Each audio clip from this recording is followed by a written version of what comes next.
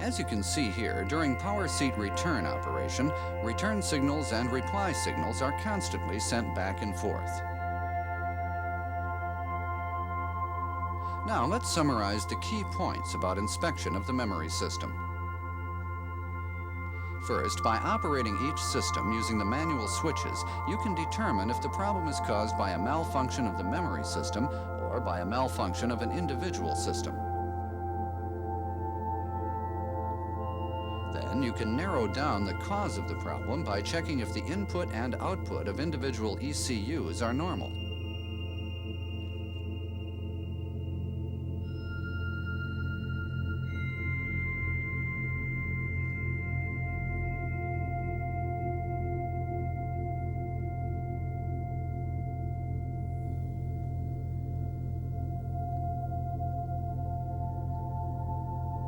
The wireless door lock system enables the driver to lock and unlock the door from a distance using radio waves. The wireless door lock system is controlled by the wireless door lock ECU and the theft deterrent and door lock control ECU.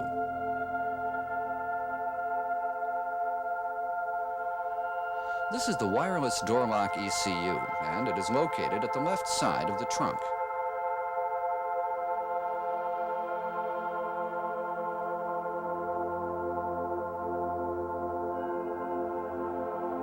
This is the theft deterrent and door lock control ECU, and it is located at the back of junction block number 1. Door lock control is normally done by the theft deterrent and door lock control ECU.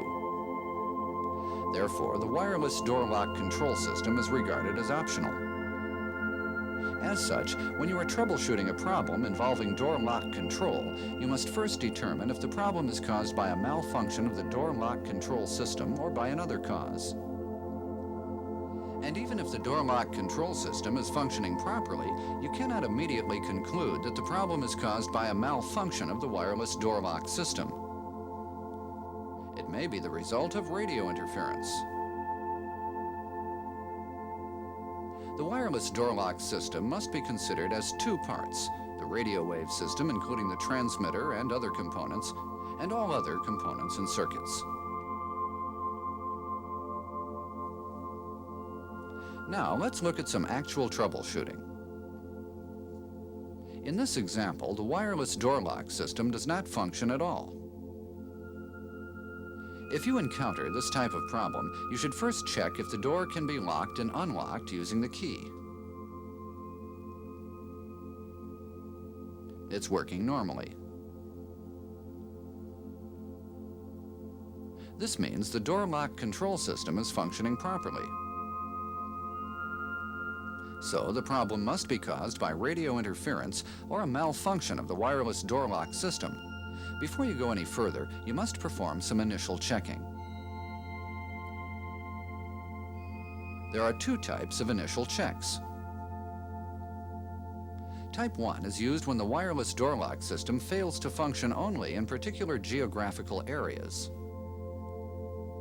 Type 2 applies when the system does not function at all, regardless of the car's geographical location.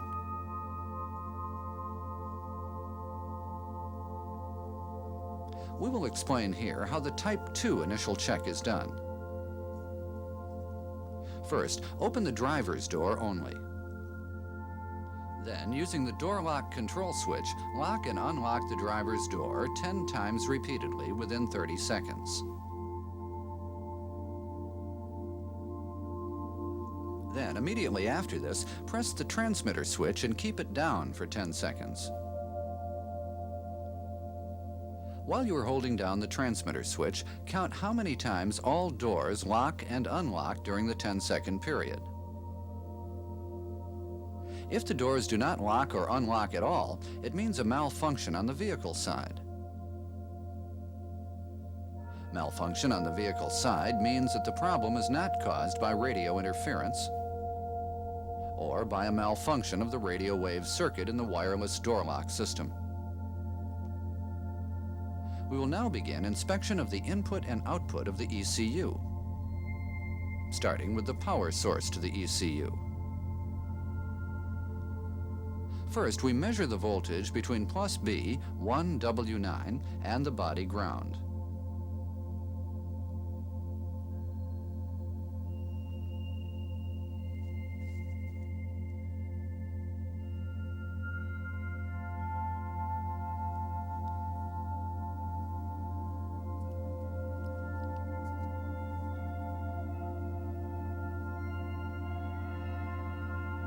The meter reads 12 volts, which means the power source is normal.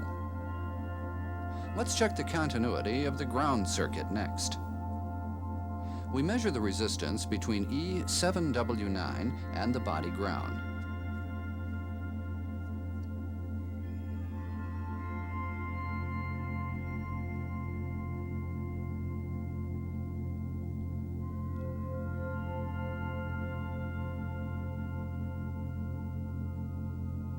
The reading is 0 ohms, which is normal. So far, we have discovered that the power source and ground are in good condition. Now, the failure of all the doors to lock and unlock may be caused by a malfunction of the circuit that forms the ground on the wireless door lock ECU side, so that the doors are locked and unlocked by the theft deterrent ECU. With the ignition switch set to the on position, let's check the lock control first. The lock control is functioning properly if the voltage at SWL5W9 is 12 volts.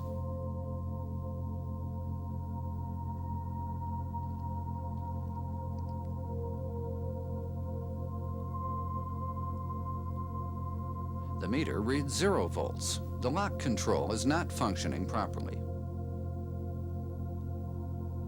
We check the unlock control next and measure the voltage at SWUL4W9. The meter reads 0 volts. The unlock control is not working properly either.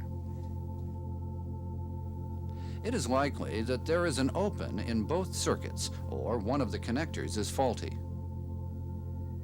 Since both circuits share connector BQ2, which is located in the left-hand cowling, it's very likely that the problem is caused by a defect in this connector. Let's inspect it. See, a pin is disconnected. This is why the necessary grounding was not formed and the door lock and unlock control did not function properly. Push the pin in and put the connector back.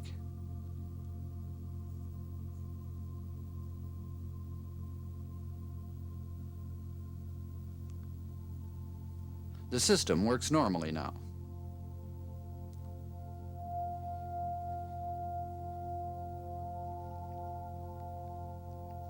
We check the voltage at SWL and SWUL with the ignition on because there is always a constant flow of current for a consistent reading. If the ignition is off, the reading will be inconsistent. Let's summarize the key points in the wireless door lock system inspection. You must determine if the problem is caused by a malfunction in the door lock control system, or by radio interference, or by a malfunction in the wireless door lock system. This is the first step of the inspection.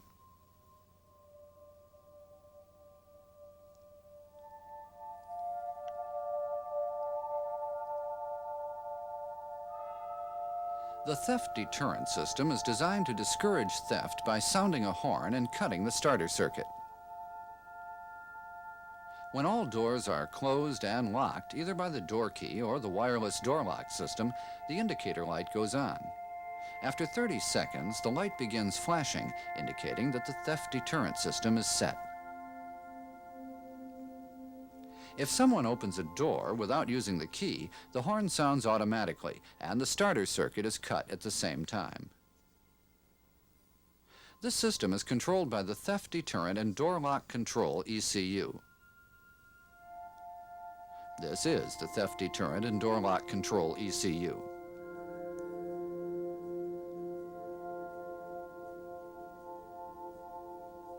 The theft deterrent ECU has two modes, the door lock control mode and the theft deterrent mode. When you are troubleshooting this system, you must determine whether the problem is a result of a malfunction in the door lock control mode or in the theft deterrent mode. Let's see how troubleshooting is done.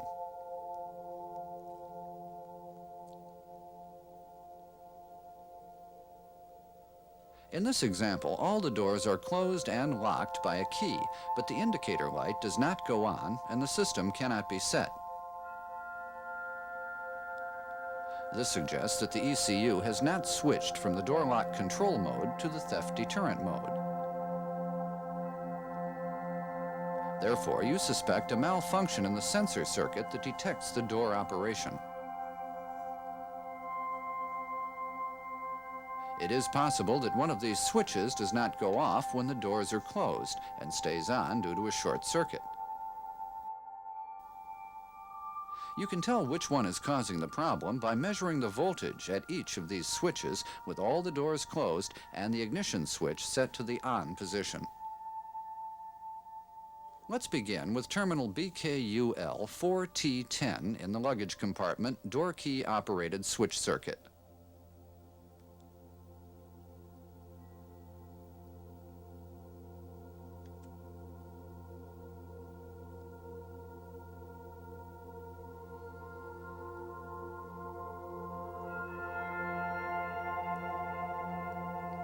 The meter reading is equal to the battery voltage. This means this circuit is functioning normally. Let's check the voltage at terminal BCTY 9T10 of the luggage compartment door courtesy light switch circuit.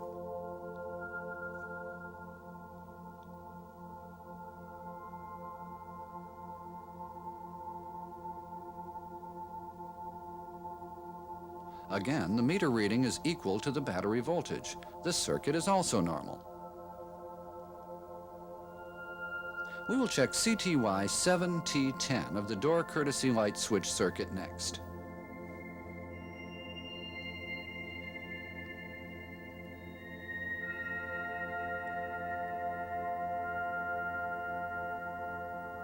This circuit seems to be all right also. How about terminal RRL 11T10 of the position switch circuit?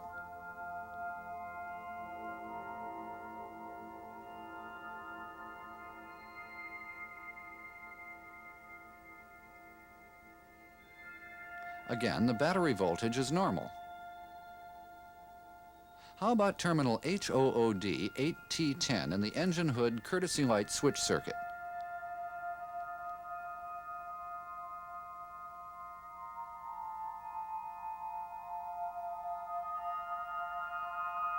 Here, the meter indicates 0. It seems that the engine hood courtesy light switch is on at all times. Let's remove the switch and check for electrical continuity between terminals 1 and 3.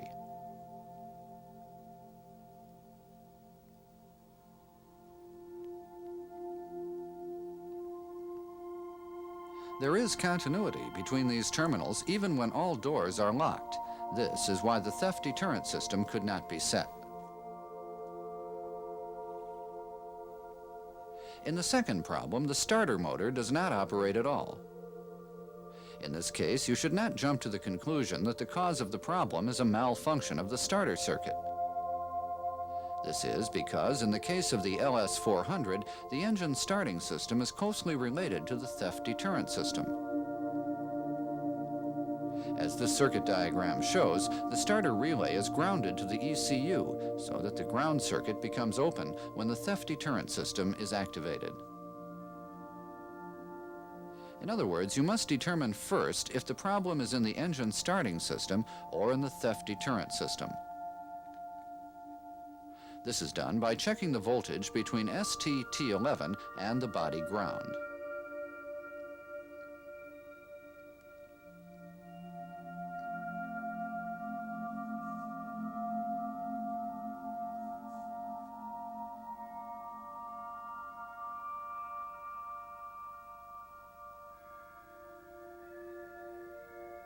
If the meter indicates 12 volts, the engine starting system is normal, and you should check the theft deterrent ECU.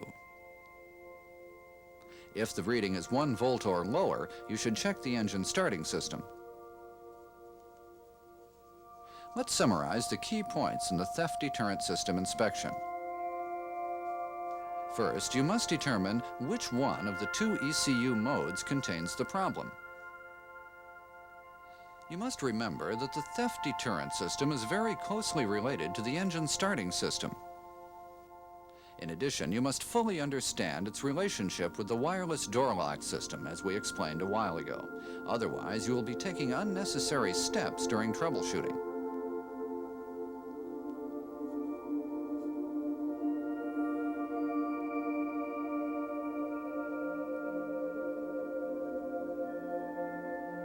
For the combination meter, the dial panel uses a cold cathode tube and the needle uses a miniature cold cathode tube.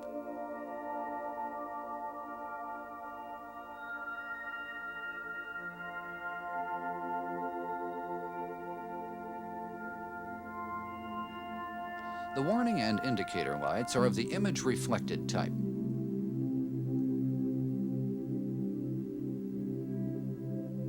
Let's look at an example of troubleshooting and key points in the combination meter inspection.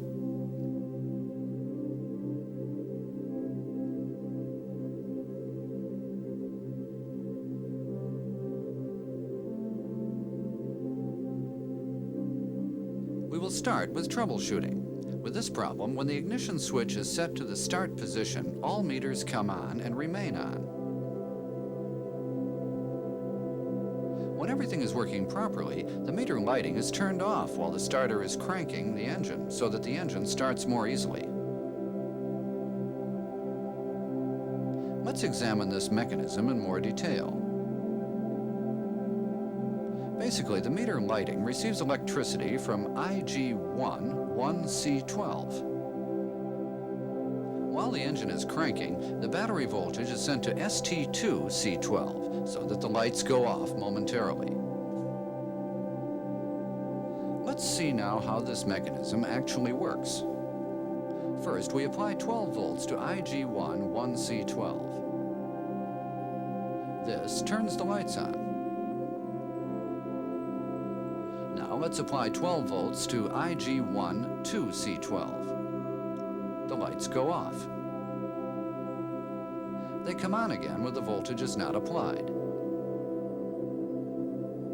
Now let's return to troubleshooting. In this case, it is possible that 12 volts is not applied to ST2C12 while the starter is cranking the engine. Let's check the voltage at ST2C12. To do this, you must first remove the combination meter.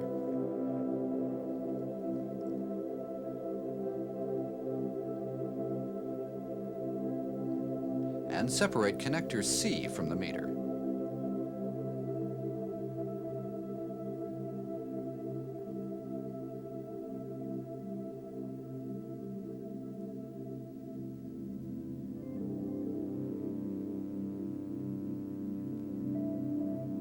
Let's turn the starter now.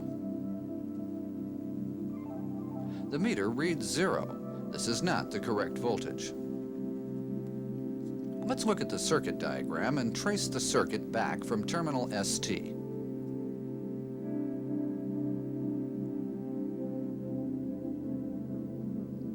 You can see that ST shares the starter circuit up to I12. The starter turns normally, so we know that the circuit is fine up to I12. This means that the circuit is open somewhere between I12 and ST2C12. Let's measure the voltage at B16 IH1.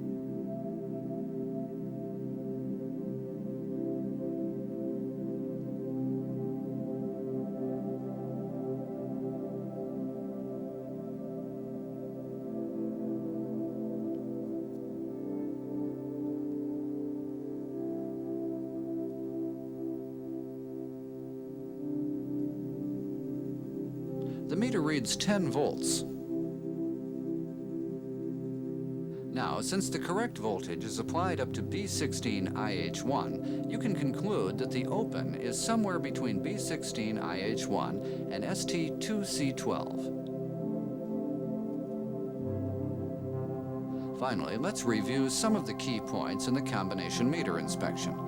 First, you must remember that a high voltage is applied to the combination meter when it is turned on.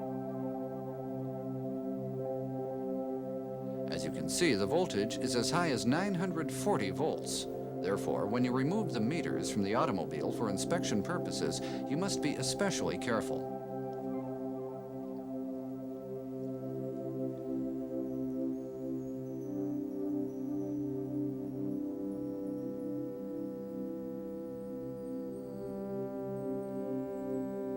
In this video presentation, we have explained the key points to understanding the body electrical system and introduced some principles of troubleshooting.